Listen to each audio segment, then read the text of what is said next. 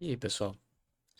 É, Hoje eu venho a vocês com um post que eu vi de forma avulsa na internet. Eu me vi na necessidade de falar um pouco sobre. Eu ainda tô com a gata lascada, eu ainda tô com a mesma camisa, que é a minha camisa da reunião da semana. Então, você vai ter que aturar ela um pouquinho. Só um instante. Perdoe. Eu queria comentar sobre o que esse rapaz está dizendo. E para a galera que não tá sabendo. Rapaz, minha garganta tá osso, peraí. Ok, tô de volta, agora vai.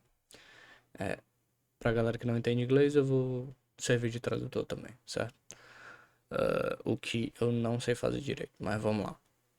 É mais porque eu me perco às vezes pensando com a palavra ideal. Ok. Eu queria comentar sobre esse texto e esse post. E o que tem nesse post é basicamente uma discussão da ideia de o que é que ele faz de escritor, certo? Ok, vou fazer meu melhor para traduzir isso aqui.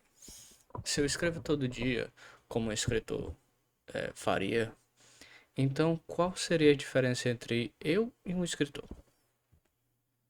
Esqueci de passar. Se eu finjo que eu sou um poeta todo dia, qual a diferença entre mim e um poeta? Eu posso sentir que eu não sou um poeta, que eu não sou um escritor, mas a minha poesia existe. Não é engraçado que quando nós tentamos dormir, nós fingimos que já dormimos e dessa forma acabamos dormindo? Quando tentamos ser qualquer coisa, esse é o processo que seguimos.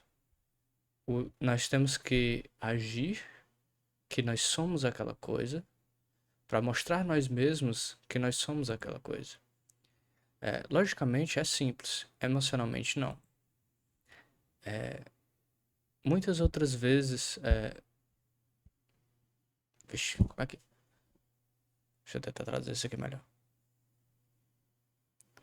Temos muitos exemplos disso. Esse aqui também é difícil. Que nós nos sentimos que nós somos algo, é difícil dizer que somos realmente. Fazendo isso, ainda assim, você, você é a versão que você envisionou. E após certo ponto, o que existe se torna mais forte do que o que sentimos. Show. Beleza, muito legal. E nós temos até algumas pessoas no comentário Fake it till you make it, que é uma filosofia que se tem que você deve fingir que você é algo até você se tornar. E assim, eu sou bem cínica, essa visão, mas ela não é completamente incorreta. Gostaria de deixar claro, isso aqui não é 100% uma crítica. Mas é algo incompleto, certo? A ideia aqui que ele tá. Assim, vamos trazer para o que eu entendi, que é para você ter 100% de certeza do que eu tô pensando, certo? O que eu entendi que ele tá falando é que você deve iniciar em um trabalho. Se você quiser ser um escritor, você deve se iniciar em um trabalho para que você se mova na direção daquilo e produza algo até você vencer aquela resistência interna, aquela síndrome de impostor, que muitas vezes é um problema. E de certa forma acaba se convencendo que você é um poeta ou um escritor, seja lá o que for. E o que é interessante, é algo que está correto realmente. Mas eu também, assim, eu sou eu sou alguém que trabalha com tecnologia também. E essa ideia de você vencer essa síndrome de impostor, né? É algo que existe lá também, porque tem muita gente que ganha muito dinheiro fazendo muito pouco. É algo, é um fenômeno que está espalhado para todo lado lá. Então, eu creio que acaba atacando o mesmo problema em duas áreas, esse método, né? Do make it, do fake it till you make it. E apesar de que isso é legal, tem muita gente romantizando aqui e tal, mas tem os seus drawbacks. Qual é o seu drawback? Eu vou te. E por drawback, o que eu quero dizer? Que eu tô anglicanizando pra caralho aqui. Tem os seus problemas. Não é só arco-íris e rosas, certo? Do mesmo jeito que eu escutei de um gênio da tecnologia, que eu não lembro o nome dele, mas que foi um cara que tinha o seu bom argumento quanto a pessoas que têm síndrome de impostor. E o argumento dele é muito severo, porque ele é famoso por ser muito severo. E o argumento é, cara, talvez você seja um impostor. Você já pensou nisso? Foda, né? Mas olha de onde. Qual é o ponto dele. Obviamente não é o que eu vou trazer pra cá. Não é isso que eu quero que você entenda que é um contra-argumento contra esse cara. Não se adapta 100%, certo? Eu tô falando de outra coisa. Vamos deixar isso bem claro. Mas o argumento dele quanto a isso é, cara, tem gente. Tipo, se você. Ah, você sente que tem essa síndrome de impostor. Cara, se você é um cara que tá produzindo quase nada em uma semana de trabalho, tá só encostado olhando pro tempo, e você ganha 10 vezes mais do que um borracheiro ganharia, talvez você seja um impostor, você já pensou nisso? Entende? Então, assim, o que eu quero mostrar por isso é: existe certa verdade para quando você sente aquele impulso interno de, tem algo faltando. Não quer dizer que é 100% de verdade. Principalmente se for o caso dele. Cara, se você tá escrevendo, você é um escritor, não tem pra onde correr. Entendeu? Não tem argumento contra isso. Realmente nisso ele tá certo. Mas eu lhe ergo uma outra situação. Que existem escritores e escritores. Entende? Existem escritores por trabalho e existem escritores por ofício. E eu acho que isso é algo que tem que se tornar bem claro aqui. Um escritor por trabalho é alguém que faz livros, vende livros e ganha a sua vida com isso e pronto, acabou. Um cara que seria um ghostwriter, por exemplo, é um ótimo exemplo de um escritor por trabalho, certo? Ele escreve e ele escreve bem. E se você precisa de algo que alguma ideia ou alguma história de vida que você quer explicitar em um livro, você liga para ele e diz: Ei, cara, tu pode me ajudar aqui? Eu não consigo fazer essa média entre a minha cabeça e um livro. Deixa eu te dar as ideias e tu passa pra. E tu cria esse meio de forma bem melhor do que eu poderia. Perfeito. Mas eu não creio que isso é um o mesmo formato, assim, eu não creio que isso é tão elevado que um escritor por ofício. E talvez esse sentimento de, meu Deus, talvez eu não seja um escritor de verdade, eu creio que o que você está pensando é um escritor por ofício, certo? E o que é ofício, na minha opinião? Ofício é algo mais profundo do que trabalho. Nem tem essa palavra pro inglês, então seria difícil esse cara explicitar. Então eu não tô nem, isso não é nenhuma crítica.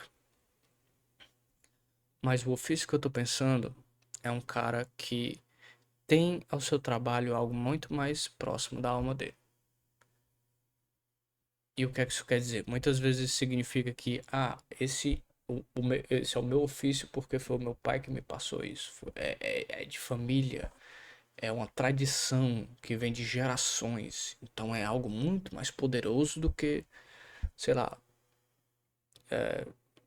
se o meu ofício fosse uma pizzaria. E eu tô nessa pizzaria há, sei lá, 300 anos. A minha família tá nessa pizzaria há 300 anos. Há 10 gerações. Cara, isso não é. Isso não é a mesma coisa que fazer uma massa. Isso é muito mais do que isso, significa algo muito maior do que isso. O que eu quero dizer por ofício também, algo que vem de forma tão natural a você, que é como é como respirar, é como suar, é como sentir fome. É algo que até se você quisesse evitar, você não consegue. Entende? Então, se você não ganhasse nada de dinheiro, você ia continuar fazendo. Se você não tivesse materiais, você ia continuar fazendo. Se você fosse completamente incapaz até de pensar em qualquer coisa de qualidade, você ia continuar fazendo. Esse é o nível mais elevado de um artista. Então, assim, talvez se você tá escrevendo, certo? E você sente que, não sou um escritor de verdade, talvez seja isso que você esteja pensando. E eu quero ser bem verdadeiro, assim, eu acho que é bom você pensar que, existe algo mais elevado. É que eu não me encaixo. Porque isso não é ruim. É algo que, vou trazer até o Dostoiévski nisso, que é algo que ninguém levanta do Crime e Castigo, que eu levo muito pra mim, que o Raskolnikov, ele queria muito provar que ele é uma criatura superior ao homem comum. E o que ele tira no final do livro é, cara, você não precisa ser Napoleão. E Napoleão era o grande exemplo que ele dava de um homem acima do homem comum. Cara, você não precisa ser acima do homem comum. Você não precisa ser Napoleão. Você não precisa ser um escritor por ofício. Se você for um escritor por. Se você for um escritor por trabalho e você está fazendo seu trabalho direitinho, maravilha. Sem nenhum problema. Deus lhe abençoe. É bom o suficiente. Às vezes a galera. Esse. Eu creio que essa ideia de que a galera tem de ter esse senso de essa síndrome de impostor, quando a gente chega e diz, não, você tá escrevendo, então você é um escritor. Talvez a gente esteja mal interpretando os nossos próprios sentimentos. Talvez o que a gente precisa é olhar no espelho, entender que o que é que a gente está querendo realmente, que é ser aquele grande escritor, tipo esses escritores de clássicos que a gente tanto ama, sabe? Talvez o que a gente queira é ser igual a eles. E o que realmente iria nos curar, que Deus sabe que me ajudou muito, é dizer, cara, tu não precisa ser Napoleão. Entende? Tu não precisa ser Tolkien, tu não precisa ser o George R. R. Martin, se esse é o cara que tu curte. Tu não precisa ser a. Não sei, a mulher do Harry Potter, eu esqueci o nome dela. Eu vou esquecer o nome dela. Você sempre chamou ela de mulher do Harry Potter. Tu não precisa ser o Dostoiévski, tu não precisa ser essa galera monstra. Tu só precisa ser você. É por isso que eu defendo tanto a questão da escrita como expressão. Porque enquanto você se expressar, você tá fazendo correto. Então tudo que você precisa ser é você. Entende? Então eu fiquei com isso na cabeça, fiquei encucado.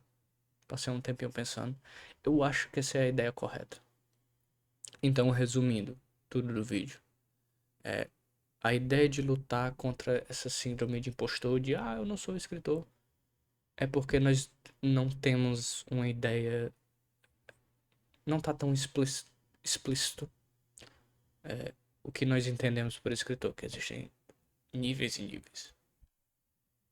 E se a gente adaptar essa síndrome de impostor para o que eu creio que ela realmente que se trata de nós mesmos pedindo demais da nossa capacidade limitada, talvez a gente tenha uma resposta superior. Talvez a gente consiga enfrentar esse problema de forma que ele desaparece em vários aspectos da nossa vida, não somente no quanto que nós exigimos da nossa escrita. Então é isso. Dê uma folga pra você mesmo, certo? Você não precisa ser o bichão, ninguém precisa ser o bichão, na verdade. Você ser Medíocre, cara, é o mundo de coisa pra você ser medíocre, certo? Agradeça a sua mediocridade. Sou horrível dizer isso, mas foda-se, é verdade.